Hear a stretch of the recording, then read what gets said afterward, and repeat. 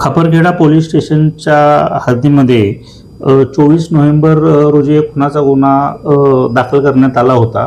ह्याच्यामधला जो मृतक आहे आशिष गोंडाने यांचा बिनासंगम घाट कामठी या ठिकाणी मृतदेह मिळून आला होता आणि त्याच्यामध्ये त्यांना स्टॅबिंगचे वार होते आणि त्यानंतर हा पोलीस स्टेशनला गुन्हा दाखल झाल्यानंतर जो व्यक्ती होता जखमी तो मयत झाला होता आणि त्या दुसरा पण व्यक्ती जो होता तो पण जखमी असल्यामुळे त्याला उपचारासाठी हॉस्पिटलमध्ये दाखल केलं होतं आणि ज्यांनी मारहाण केलेली आहे त्यांच्या संदर्भात कोणतीही सुरुवातीला माहिती आमच्याकडे उपलब्ध नव्हती आणि त्यामुळं माननीय CP सरांनी गुन्हे शाखेला आदेश दिले होते की हा गुन्हा कसोशीने तपास करून उघडकीस आणण्याबाबत।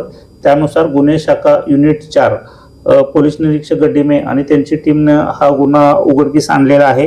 याच्यामध्ये एकूण 4 आरोपी आतापर्यंत ताब्यात घेऊन पोलीस स्टेशन खापरखेडा यांच्याकडे सुपूर्द करण्यात आलेले आहेत। त्याच्यामध्ये आकाश परिहार, मनीष बावणे, राहुल कावळे आणि लकी उर्फ मितांशु बैतुंडे असे सर्व शांतीनगर हद्दीमध्ये राहणारे हे सर्व आरोपी आहेत।